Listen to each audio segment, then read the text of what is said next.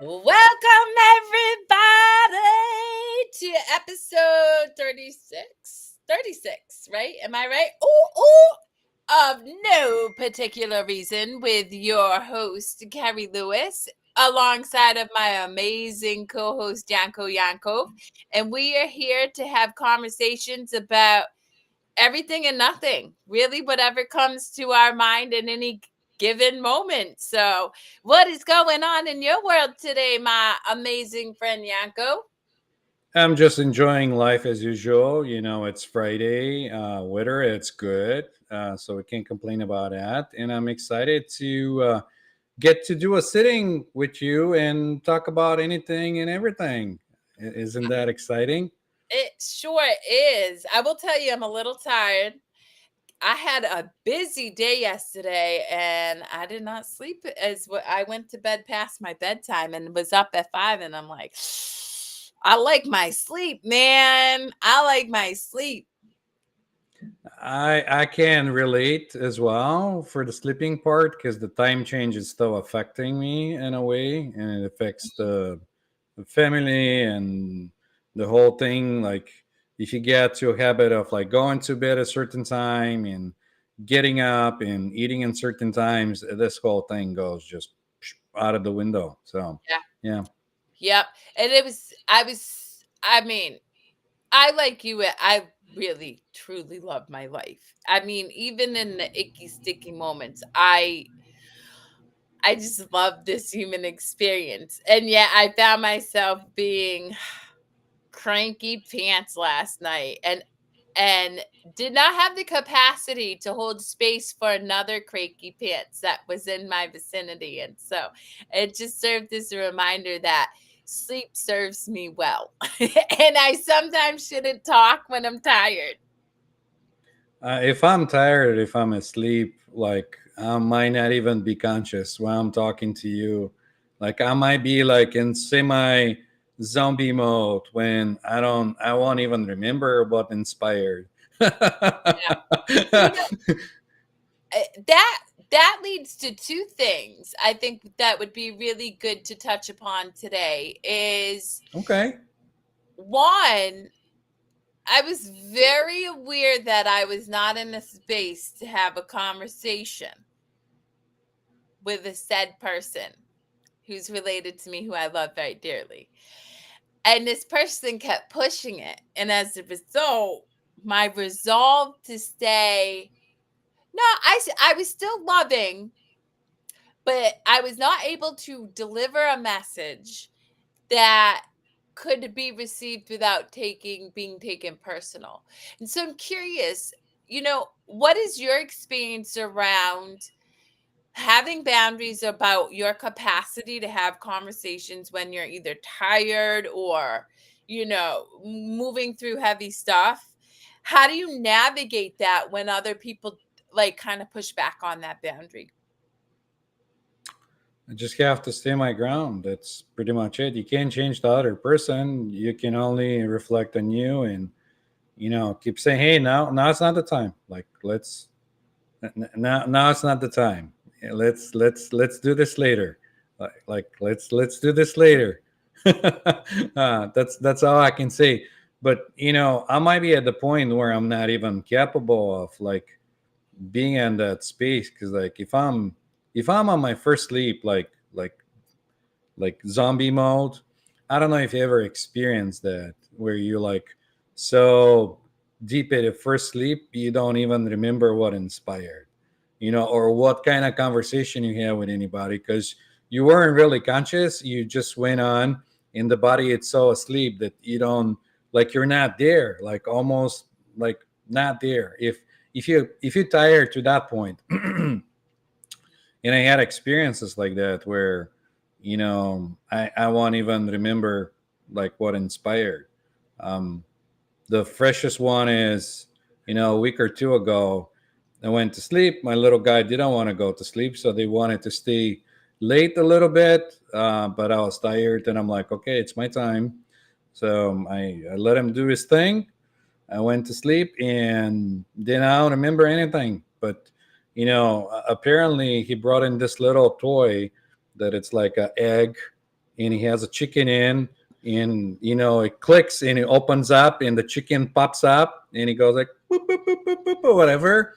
So he decided to bring it next to me while I'm sleeping to entertain me while I'm sleeping, and I don't remember none of that. Like, apparently we had a conversation, but I don't remember anything. My wife was cracking about it. So That's interesting. I can't say that I have those type of experiences, but I will tell you, I think that this leads to a important point around mental health because I'm very passionate about it. Sleep is critical to function at optimal capacity in this human body. It just simply is. And I really work to honor sleep because I know, I mean, there's just so many benefits to it in terms of regeneration, being able to store memories, process, but even I think more importantly, it helps you make better food choices when you're awake because you're carb craving if you're sleep deprived.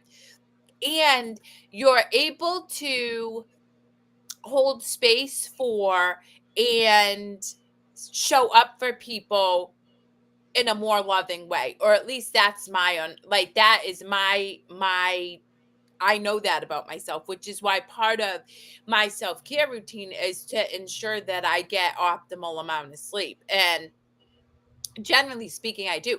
Additionally, I have a lot of self-care sprinkled throughout the day so that by the end of the night, I'm not depleted and just incapable of showing up, particularly for my children, because they may have some last minute thing they need me to do.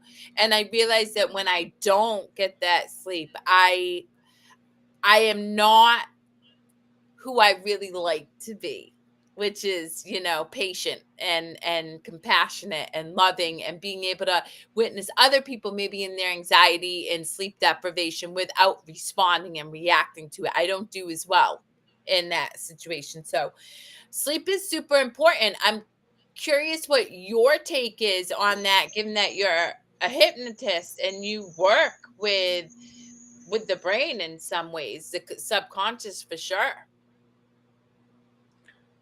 well, I can speak about my own experience. Like, I've been to a point where I'll stay 48 hours up with like 4 hours of sleep, you Why know?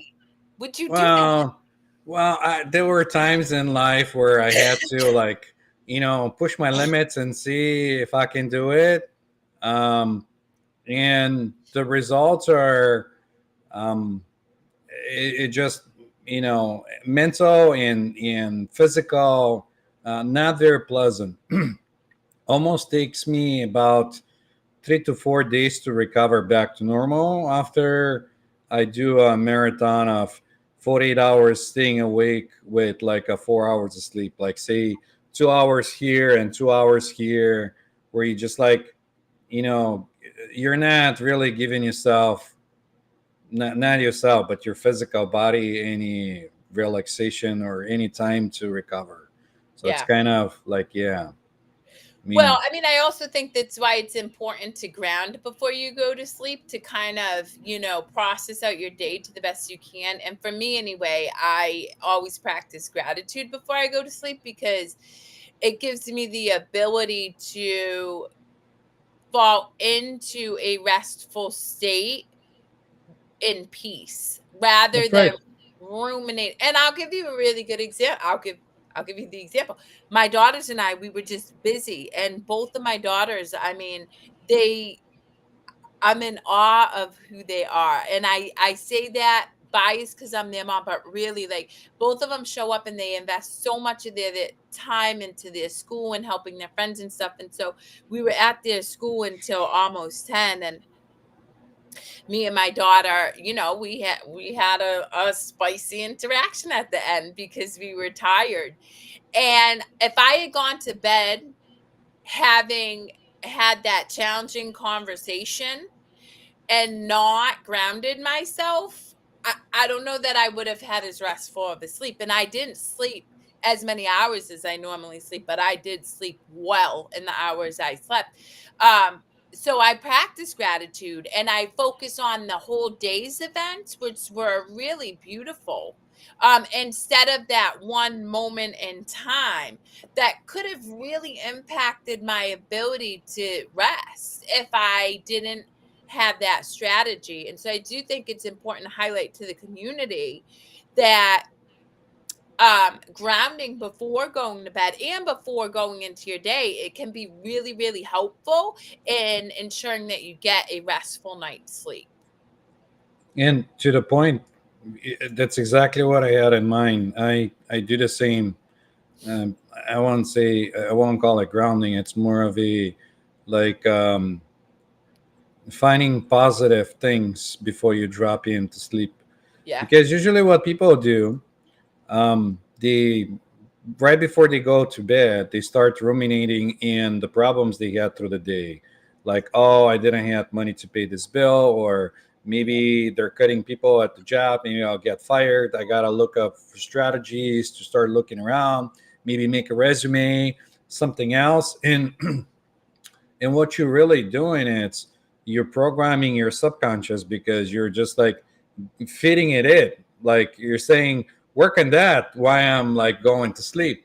Yep. So how would you have a restful night's sleep if you give it all like crap, like you're not like, hey, I'm grateful that I had like a meeting with my friend and we had a coffee, or that was a great time, that's exciting, or I had some time with my son in the playground when we had like really great time, or whatever you're grateful for.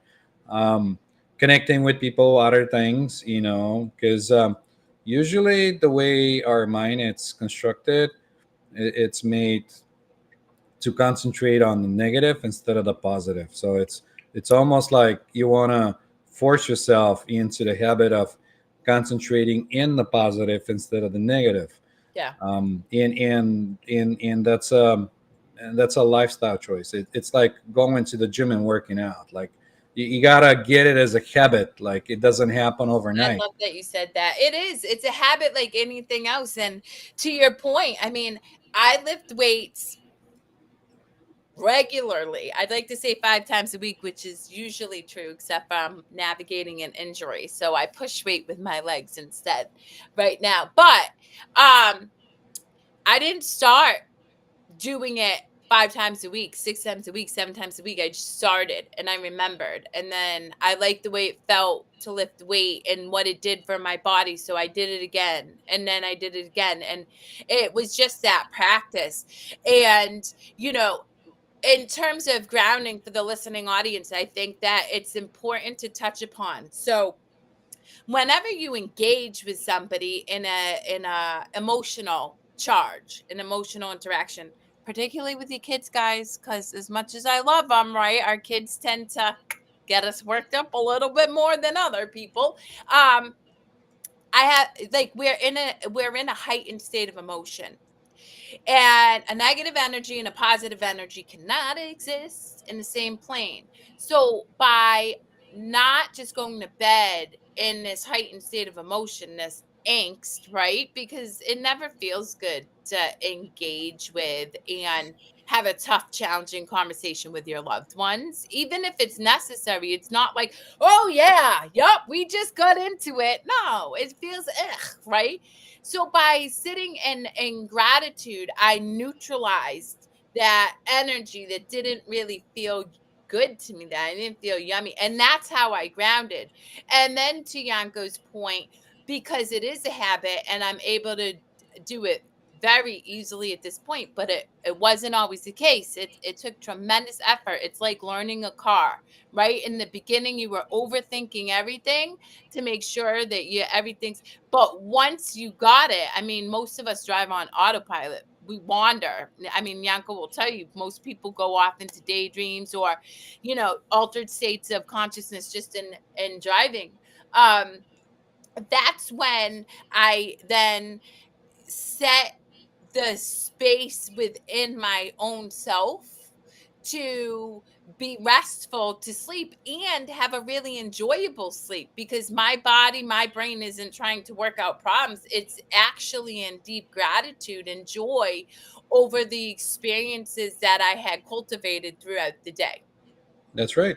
Yeah. And you can give it anything. Like if some people look into outer states of being or like astral travel or getting out of body, there's a lot of techniques that involve that just before you go to sleep, where you just kind of like affirming to yourself, you know, body asleep, mind awake, body asleep, mind awake, and you kind of get to that point where the body is shut off and it's paralyzed, and your consciousness it's awake, and you can get out of body or do different things. I can keep giving examples, like, you know, I've read it somewhere that, and I kind of liked it. I don't remember where I read it, but it was from some book. But the person was giving an example as, like when you go to sleep, before you go to sleep, you take your day clothes off and you put your nice PJs on so you can have fresh, restful sleep. And then the person was like, yeah. And then when you get up in the morning, you ask them, like, do you take your PJs off and you put new clothes on, to start the day fresh and everything? And he goes like, yeah. And then he goes like, well, why won't you do the same with the mind? Why don't you sit and clean your mind before you go to sleep? Like sit and meditate, just ground, clean it up, go to sleep. And then when you wake up in the morning, if there was something that was inspiring through the night, you sit, you let it, circle off, clean it off, and you go with your day. You start off new. Yeah. So And for anybody out there who's like, meditate, which I love, but recently I have to tell you, I do a lot more walking meditation than I do sitting down in a chair at this point. And really all that involves is being hyper aware of the placement of my foot as I'm walking, the scent in the air, the noises I hear. So it's just being very aware rather than in this quiet state. So if people are like meditate, it could be as simple as a gratitude practice. I mean, guys, it doesn't have to be that deep. And it's so important that I emphasize this, obviously, because I work in addiction and mental health. And when you are operating from that conditioned, routine, overthinking mind, to think about being able to do that can feel really daunting. But if you're like, well, I can take 30 seconds to 1 minute and go through things I'm grateful for, that feels more accessible. It feels easier to consider taking on as a practice. And the other thing I would say in conjunction to what Yanko was saying is, not only do I find it very beneficial to ground, to either do gratitude practice, to meditate, to do whatever feels right for you. Get off your screen at least a half hour, an hour before bed. Because even with blue light glasses, blah, blah, blah, you're feeding your mind. And yep, more often than not, this cracks me up because I'm gonna tell you, this happens 100% of the time. People will be like, "Okay, I don't know why I'm so anxious throughout the day. I don't get it." And I'm like, "Well, what do you watch for TV?" They watch Criminal Minds, the ID channel, Cops, some crazy scary movie because it's a Halloween time. Like, I'm like, well, I want you to think about this. What are you feeding your subconscious? Oh, well, it has nothing to do with it. Yes, it does. Or let's even take that out. Let's talk about scrolling on social. Guess what 99% of humans do? Compare. Sally Sue got a new boat. Oh, Joe that's Schmo right. is looking fine. That's Oh, look right. at that couple. They look so happy. Oh my God, Illy Billy, she's doing traveling. And then what are you doing? You're judging yourself, you're comparing, and then you're like, oh, and then you resort to lack. Even if you don't notice it consciously, your default setting, to Yanko's point, is negativity. Like, we function um automatically in negativity. It's why it feels really, really hard to rewire your brain to positive. You can do it. I've done it. And once you do, the results are so amazing. I can't even put them into words, but it takes effort because it's your natural default mode to think negatively. So if you know that, stop scrolling and comparing yourself. I, to this day, don't compare myself. I don't look at what other coaches are doing. I don't look at what the top motivational speakers are doing, although I listen to some of them. Like I take, you know, what I need from them as motivation, but I don't compare because that's the fastest way for me to start to get into lack mindset. And I don't feel the need to do that because it feels icky and I like to feel good. Yeah, I was gonna say they even have a word for it. They call it doom scrolling. I don't know. Oh, yeah. Yeah. But not only that, now what I'm seeing more and more with the evolution of AI, there is a lot of like more, um, you know, house arrangements or decorations or anything that it's so pleasing geometrically to the eye and everything. People are thinking like, oh, this looks like real. I want to have my house interior done this way or whatever way. And it's not, that's not even reality. It's and that's the other thing. We already don't live in reality in a way. We don't, because we take our perception, whatever we had as an experience of, growing up, and we constantly project it and compare it, and we're sending it out. And you go in somewhere, you see something, you're like, oh, I like that, and then you start projecting and you go like, well, how can I get this? Like, how I want to have that or whatever. So it's constant thing. You're never seeing reality.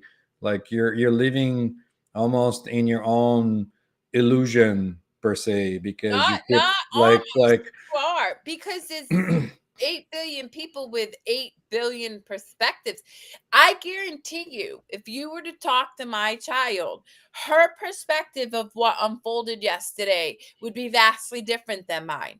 And no, that's I okay, know, right? I know. And that actually leads to something else. So I had put a post, oh, my newsletter last week was all about um showing up, doing what feels right for you, because so often I see couples and one or both of the people in a relationship stop doing what feels right for them because the other person doesn't like it or doesn't Yep, understand it. And yep. I'm like, are you kidding me?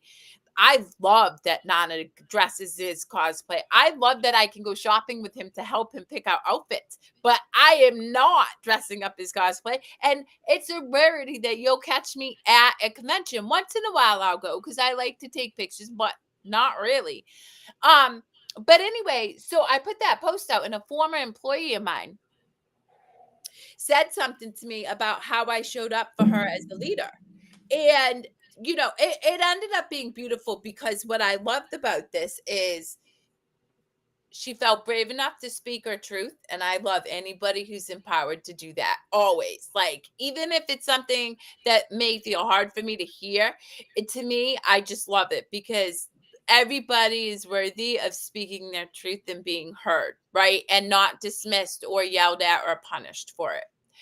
But as I read this person's comment, I laughed because our perspectives of that time are still so vastly different, right? Totally different. Yep. And, old Kerri would have immediately felt the need to respond, but all I did was thank them for sharing their truth with me because honestly, that is the gift we give each other, I believe, Yanko, is your perspective and my perspective is different. Your reality and mine's different, right? It's just, but in the sharing of and willing to be vulnerable and say, this is how I view things and stuff, even if we live in different realities, we get to connect with each other on a more like on a deeper, like more visceral way. And that's the gift I think we give each other in vulnerability. Yep. And that's the power of like love or sharing or whatever you want to call it. Like Yeah. you're okay with yourself and you decide to share your experience of yourself with somebody else that like to share their experience of their self with you. So Yeah. you can both mix like a party and have a shared experience. Doesn't matter if you're going to be drinking coffee or shopping or whatever that is, because you're still on your own reality, but you're meeting somewhere. And and sometimes to me it's hard because if I'm having conversation with somebody and they share their experience or whatever way they see me and they say, well, that's how I see you, this is what you do, da, da, da, da, da, da, this and that, and I say, okay, that's your opinion, Yeah. it's valid opinion to you, I validate that, but I have a totally different opinion about myself. Yeah. So thanks for sharing, I really like it. And then they feel like I'm not hearing him. Like I'm not, because like there has to be a agreement or something going on. Like you know what I mean? Almost like Well, you gotta take my opinion, because that's what I think. You know what I mean? And well, that's go ahead. Sorry, I didn't mean no, to that's what I interject. was gonna say. That's the hardest part of like being true to yourself. Of like you already have an idea of what you are, but either that idea it's an illusion because you keep digging to finding out who you are, you keep finding different versions of yourself, and you go like you said, old Kerri could have done this, but this is not Kerri anymore because you Yeah. keep like changing, you're changing constantly. Well, So and that's the thing is what I think part of what brought a chuckle to my face is, I mean, it had to be 8 or 9 years since I've interacted with this person in any capacity. And yet most people probably like their perspective of everything is based in the past. It's not in this interaction. It's not in how did I show up for you in this moment. It's a culmination. And that's where people struggle because every single one of us is changing all the time. Every interaction, every experience, everything, every season brings with it eh, their challenges, their opportunities to grow. And so we're never the same person, ever. yep, You yep, know, even if you're stuck in unconscious thinking, think about it. And I'll give you a really good example. Just say I'm unconscious and somebody slighted me 10 years ago, right? 10 years later, I'm still not the same person because most likely, if I'm unconscious and I haven't processed that, guess what? I'm more mad at them. I've made up more stories. I think that they're even worse than I did when we first had the interaction because I've had 10 years to make up more stories about all the things about this person. And I laugh so much because I see it in divorce all the time. All the time.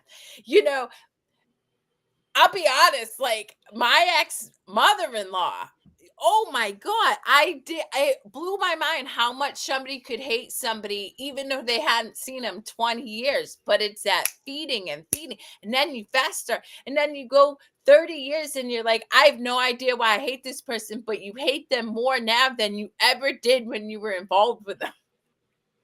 And that is why we're constantly changing because we're either feeding ourselves the ability to love and to let go and to stay curious, or we're feeding us stories about stuff that happened to us and we're reliving it, right? We're reliving it. We're being re-victimized by it. And as we're re-victimized by it, we're creating more angst and suffering and feelings about the other person or the situation. I mean, because that's not even giving a service to the other person, because you're seeing some kind of perception version that you made up in your mind about the other person that might or may not be true. Because like, how would you know? Because you're using your whatever. There is a lot of like even stories about things like that. One that comes to mind, it's with the two monks that were trying to cross a river or whatever, but they were celibate monks. You probably know that story.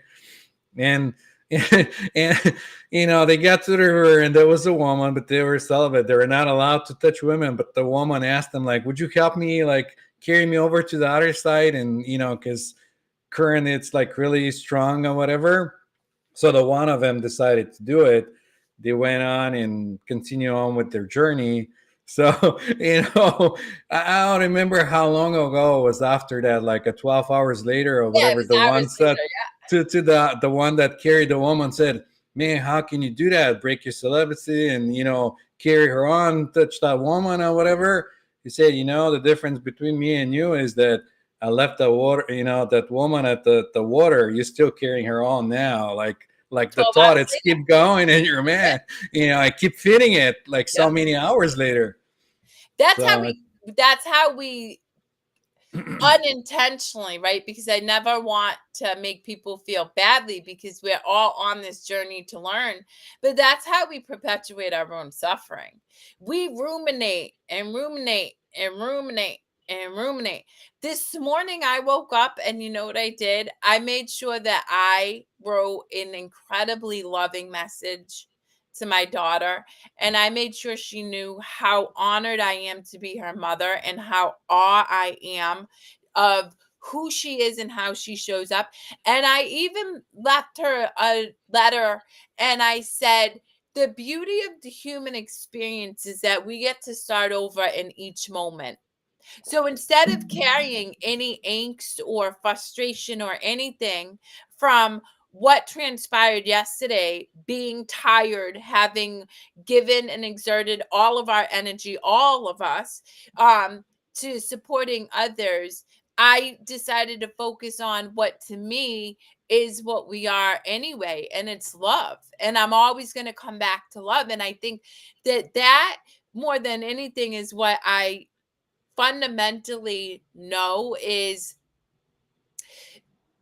each moment we can just choose love and we let go of the story around it, because once you're back in love you don't need a story because love is truth. There's no story needed. It's just truth. It's what we exist in, it's what we co-create in. It's expansive, and so I come back to love as many times as I need to a day. And something you said is, I love the analogy about going to sleep in clothes, waking up in clothes, like that grounding for your day. But I would tell all of you guys and would encourage you guys 100 times over, you can do that endlessly throughout the day. So a driver flips you off, you get irritated, you flip them the finger, and then you're like, oh, that didn't feel good. You immediately choose love. You immediately choose to ground back into, without judging you for being human, without judging the person for being human. And as soon as you do that, you're back in peace of mind. And it is a practice, it takes effort, but eventually it's like riding a bike or driving a car. It just is second nature. It's not that I'm above emotional experiences, it's just how quickly do I come home back to love. And it's pretty quick for me now, but at one point it would take days or weeks or years at some points in my time here. good morning, friends. We're glad you're hanging out with us again on You Friday. gotta put me in touch with Tarek, man. I keep I, saying I'll it. send you his I'll send you his contact. We actually had a dinner a week or two ago together. Um, Nice. and I told him, like, why don't you come on the show? Like, we'll love to have you. He's like, oh man, I'm always like, you guys, the timing is just doesn't work for me. It's So I all said, good. I'm sure if you put it out to the universe, things will happen, and one of those days you'll be able to join us, or who Yeah. knows? We might Yep, change the time on the show going forward. Things are happening all the time. it's Yep, true. It's true. But I think that, you know, another thing that I want to highlight, this week was a really spicy week for a lot of Americans, guys. And when we talk about other people's expectations, because you were sharing how you love how people share with you their maybe good opinion of you or how they perceive you and stuff. Um, you thank them for it, but you don't take on their perspective. And I'm very much the same way. And, I did a live earlier this week sharing, and I'm full transparency because I leave my life as an open book, because I truly believe if I coach people to be authentic and fully expressed, it's my responsibility to role model that, not just to preach it. I did that's not right. vote. I didn't vote because I feel very strongly that it's not my place to judge. I don't know. I just don't know. What I can do is sit in love. But to your point about people pushing perspective, my family are staunch voters. They are very, very political and they believe strongly in their positions. And so I took a lot of heat. I did. But the thing is, and what I love about what you said is, I can love them through that. I'm not judging them because that's their experience and it's not right or wrong. It's not good or bad. That's fundamentally where they are in this time and place. And that's okay. And I can also nurture and love myself and feel really comfortable standing by the choices I make that make me feel good. That I can look in the mirror and say, and again, I 100% can attribute every choice I ever make down to love. I come back to love. How do I show up as love? How do I show up as love? If every choice I make can be deduced to that, even if the choices I make contradict other people's ideology or the populist opinion, then I can live with myself. And that to me is my hope that other people get to that level of self-confidence, because it does take um courage, and it takes a certain amount of grit. You got to be gritty to be able to hold true to what feels good for you, despite what the people, particularly your family and loved ones, um believe to be true. Yeah. Um, I'm in totally different pattern perspective now because I'm keep digging and going down the rabbit hole. I know. But we have a way different perspectives. Listen, I love listening to you, but sometimes you're like astro travel and Tanzanar booby to booby, and I'm like, yeah, cool. I don't know what you're talking about, but I love that you're happy. It just when you start examining yourself, you keep going into like a different levels, Mm, and this is the thing where, to me, it's more of a sharing an experience and hearing other people experience, not something that they acquired as knowledge, not something that they read in a book. Like I read things in the book, but I'll say I read it on a book. But if I had an experience, that'll be like I can speak of my experience about whatever I'm yeah, experiencing. And not to say that my experience is going to be valid for other people, because going back to the idea of everyone having their own reality, in my own reality that is true to me, in their own reality that could be true to them.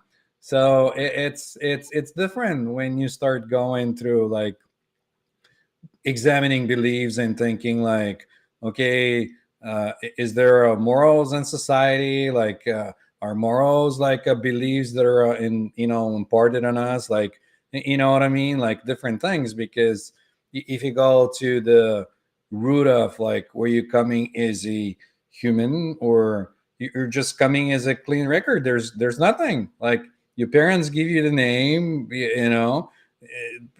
language, belief system, other things, society around you tells you who you gotta be, or what's moral, what's immoral, and all these other things. Yeah, I'll buy into that and any of that crap. And I'll tell you, this is what I would say. When you love yourself, morality is ridiculous in the first place, because anybody who's fundamentally grounded in love wishes nothing but love for everybody else. For me, that's unconditional love. Like, I can love everybody because I love myself, and I don't feel the need to make anybody right or wrong. And I honestly believe if you fundamentally love yourself, you don't seek to harm. You don't even need rules like that, because you just operate from a space of service, compassion, empathy, like not empathy taking on other people's experiences, empathy and loving them where they're at without trying to change it. That to me is empathy, true empathy. So yeah, I don't subscribe to this moralistic ideology, and I think the more rules governments place on people and things, the more people resist and rebel anyway, because they feel like they're being conditioned and controlled, and nobody wants to feel that way. No, that wasn't like what I meant when I said it. It was just like me examining that. One point I examined that structure, like is a belief system and other things like it. Because reality is when you come to understanding, deep understanding that everything it's one creation and it's a one being, then how would you go and harm yourself? And that's where the law for self comes in. Because if you understand yourself, you love yourself, then there's nothing else but self. That's part of the Right. illusion. Because like in some of the materials are even speaking to it, like, and they say it's either you're in service to other self because everything itself, or you service to yourself, like where you say no, I'm not part of this reality, I'm a separate being, and I gotta be of service to me, like whatever serves me. Yeah. But that's coming with experience, so it's not like you need to have a morality or you don't. It's when you find who you are in a deeper level, then everything falls apart in like all the things, beliefs, things are coming Oh up yeah, and I mean, in the great words of Shakespeare, everything becomes a comedy of errors, because it's hilarious. And that's where you and I can truly say that this human experience is meant for to be fun. But when you're still in that consciousness, like in those consciousness levels, that could feel like a really, really hard statement to hear. So I really get it, but I do get what you're saying. And to your point, if we're all connected and we're all one, we're not going to harm one. I'll never forget when my daughter was appalled because I wouldn't kill a tick. I pulled it off me and I let it go, and she's like, what do you mean you did? I That's my personal preference. If you want to kill a tick, kill a tick. I'm not telling you what you need to do. That's just what I understand. And fundamentally, because I do believe that everything is connected, and I'm not gonna harm anything. but it's not an idea in your mind. It's what I'm trying to express to our viewers or listeners. You it, mean it, the it reality? becomes, yeah, it becomes a feeling, like, I'll give you an example. If when you sit and you connect with everything, because you're not putting up boundaries, you're taking down your boundaries, because you're one of the, you're part of the whole creation. You're not a separate being that you think you are. And when the boundaries start coming up, then you have a way of feeling everything around you more. Mhm. So then you start feeling everyone suffering around in everything. Then how would you want to harm yourself? Like that tick, for example, if you go in and you know that the minute you're gonna, squish it, you're gonna feel his pain of like misery and everything, then you're not gonna do it. It's Yeah. not about like right or wrong or somebody taught you, or like all my beliefs are that we shouldn't be harming something, because then you actually feel this pain. It's like, how do I say that? You look at a animal that it's killed and it's sitting in the table ready to be butchered down and chopped to pieces, and then the person that's sitting there in cutting the meat in, while it's cutting the meat, you're sitting in the side, you're feeling it like somebody's cutting parts of you. That's how the the experience feels like you're sitting there, you've been in the whole thing. Even so, the animal, it's gone, there's just the physical body. You relate in a way to it, is like when you're seeing it like chopping, you have this like like somebody's like, you feel it painful. So it's not about like knowing it is an idea in your hand, but having the experience is totally different thing. Then why would you go and do it? Yeah. Well, I mean, that's a really good point, and I think that, I mean, we could talk about this for days, but you're right in that. I mean, for me, it kind of ties back to why sleep is important, because I can absolutely feel people suffering, Right. um, and it's why, for me personally, it I feel called to or led by, um source energy, love, spirit, whatever you want to call it, to be that compassion, to be bring that joy to the world, I generally am a pretty playful, really ridiculous, outrageous person. And it's simply because, you know, when people are in suffering, laughter has the ability to break some of that angst up. And then when you can couple that with real compassion and real willingness to see the beauty in the person, um, then then we both benefit, because we're both we're one. I'll never forget, 2 weeks ago I was outside of Starbucks, and there's this homeless gentleman named Daniel, and anytime I walk by him, I acknowledge him and I talk to him, and so I stopped to catch up because I hadn't seen him in a couple months, and I grabbed his hand to shake it, and he was like, "Oh, don't do that, I'm dirty, I smell." And I'm like, "Yeah, I smell too sometimes." And just me saying that was able to let him let go of the judgment of himself, and let me connect with him. And that's why it's important that you and I do what we do, why we trust what we know rather than make it logical, because it's never going to be logical for people until they have that felt experience. And Right. why I think I show up passionately in the world to help encourage people to start to do the work, so that they understand that knowing too, that they know it, like it's felt. The key thing is that when you start connecting with people and opening up, um, it doesn't mean you're becoming emotionless or you don't feel there are things, or you're closing up your heart. Your heart tears apart inside. You feel their pain and suffering, and you sit, but there is a deeper knowing that this is what they have to experience. This is their Yep. path. It's something that they're going through. So that's all you can do.